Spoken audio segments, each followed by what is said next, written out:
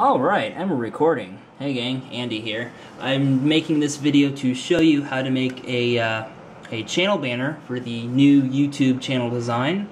I switched over a day or so ago, and I've been playing around with it a little bit, and it's pretty awesome. I like it. So right now I'll just show you, right now we're on my channel page.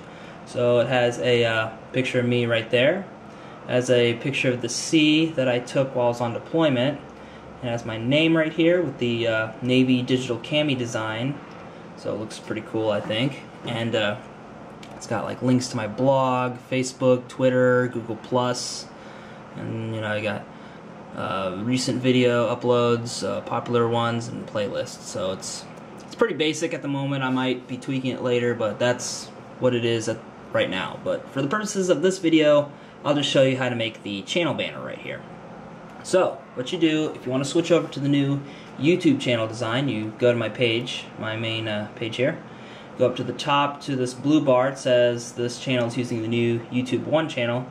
Click on Learn More About the New Design, and it'll bring it to this page right here, introducing your YouTube 1 channel. And you can read more about it and stuff like that, but for the purposes of this video, you need to get a particular picture, which will come to play a little bit later. So go down about a third of the way to where it says dress up once, look good everywhere. There's a link here. It says get specifications for making channel art. Click that. It takes you here, and it tells you in detail all the different channel art guidelines. But just go right below this image here to channel art specs. Click on that to download a full-size version of this. And this will come into play later, so that way you'll know where to put your logo and your text and stuff like that. But anyway, let's begin the making of the logo. So I have the scaling image here, which we'll minimize for the moment. My ocean picture, which we'll also minimize for the moment. And we'll now work on this to begin with. So what you want to do in order to get a background to look on text, or how to get a background on text, if I can speak English and stuff, is you go over to the left hand corner to the T, which is your text editor.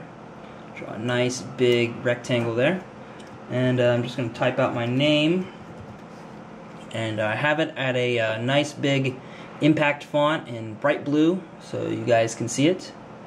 And we'll just kind of tighten it up a little bit here. Let's see, there we go.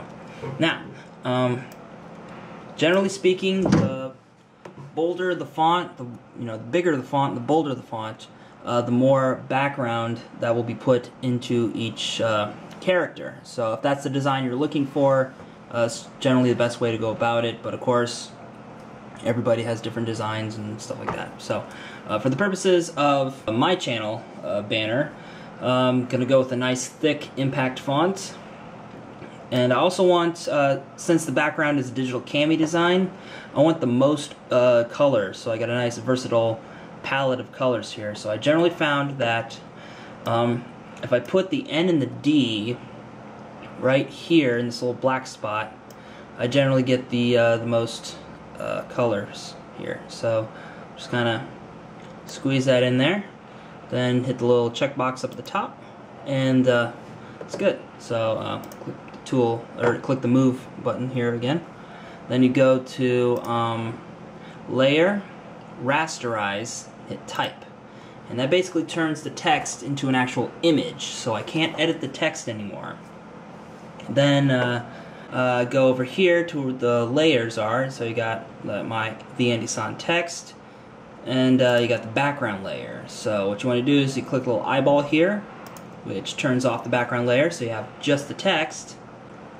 You go to select, hit color range, and just hit OK. And the default settings should work just fine, and that selects the text. But if you want to get the background into the text, you have to select everything but the text. So in order to do that, you go back up to select and you hit inverse, and that selects everything but the text.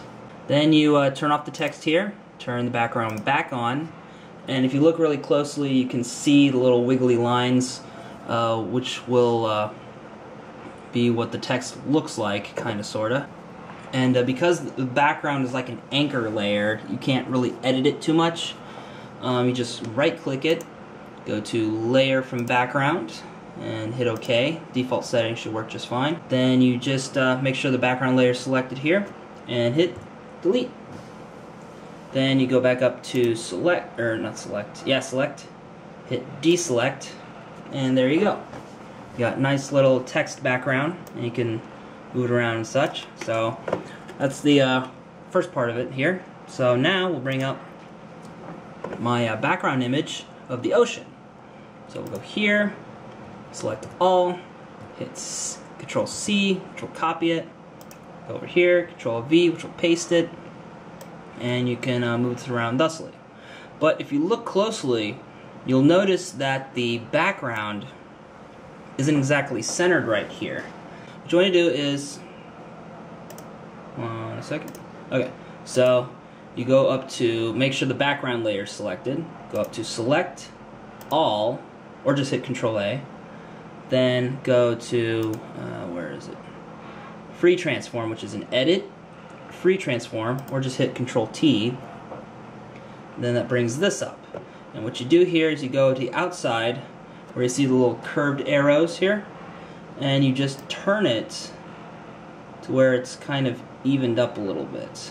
This is, kind of overdid it there, so we'll just kind of play with it a little bit, and that should work. Hit the little checkbox up top, go back to layer, and just kind of even this up a little bit here. Come on now. Just kind of, I'm using the arrow keys to precisely get the horizon here, and that should be good.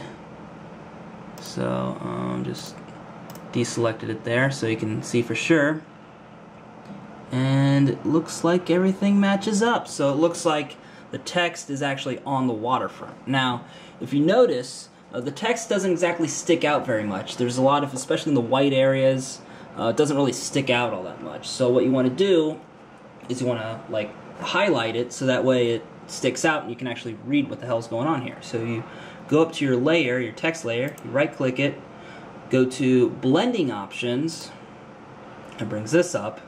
You go down over here and you see drop shadow, which has a nice little background there. Then you go to inner shadow, which also further highlights it. And then you just hit OK, and now it's nice and bold and you can clearly read it. But another problem that happens is, if you notice, the picture in the background is a little askew. You've got these little black portions here, and it kind of creates like an askew effect. So if you want to get rid of that, click on your background layer, go to your crop tool, which is this little box right here, and you just crop these little things out here.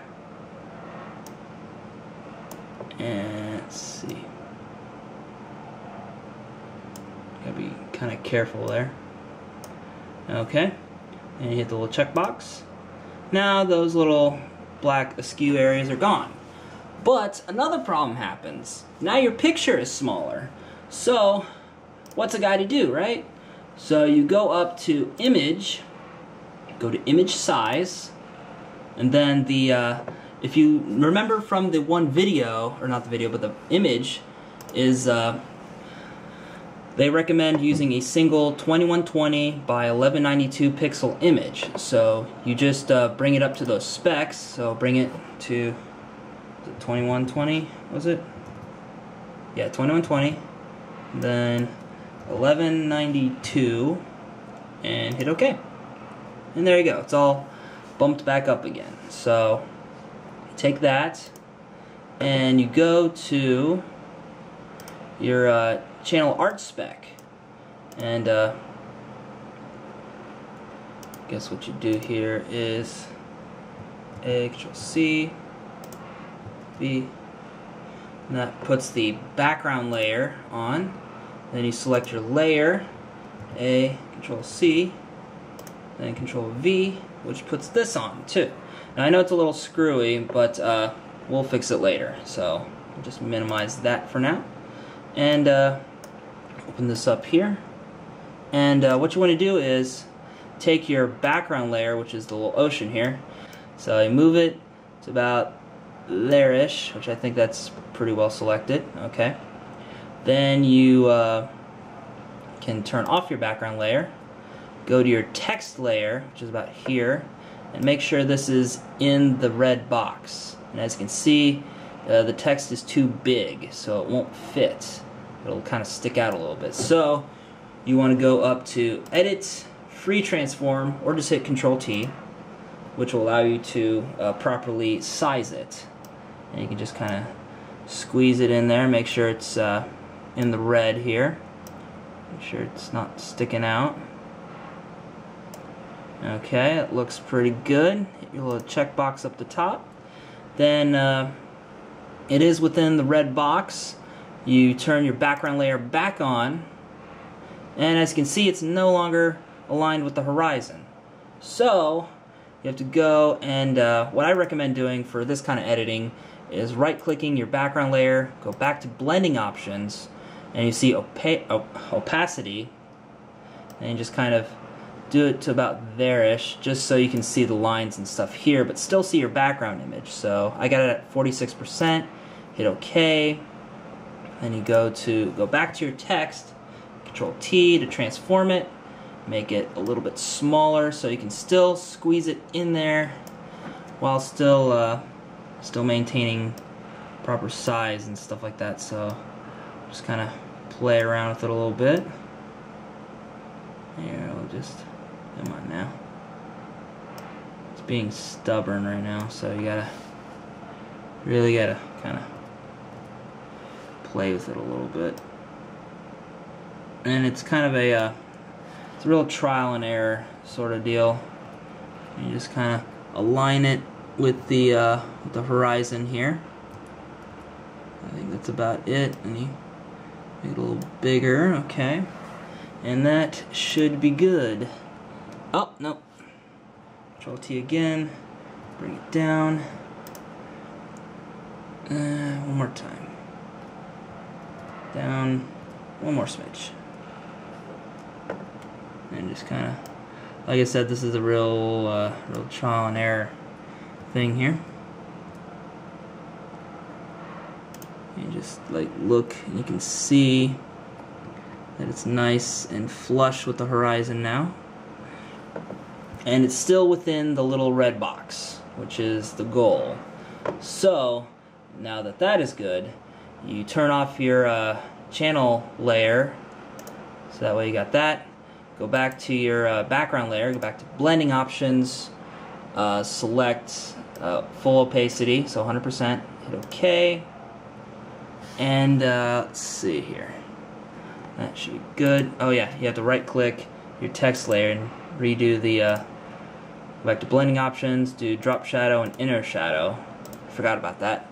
And as you can see, it's still nicely aligned with the horizon, and it's still within standards. So now that that's done, you can right click the other background layer, delete it, and go to File, Save. Once it's all saved, go back to your channel page, go up here to Edit Channel Art, that, and I already have it up there, so we'll just select this one, which is the one I currently have. Select it, you can go in there, go to adjust the crop, just to make sure it's within the little clear box here, and it is. Go to select, and saved, bam. And there you have it. And that's how you make a new YouTube channel banner. Thanks for tuning into my video, guys. Bye.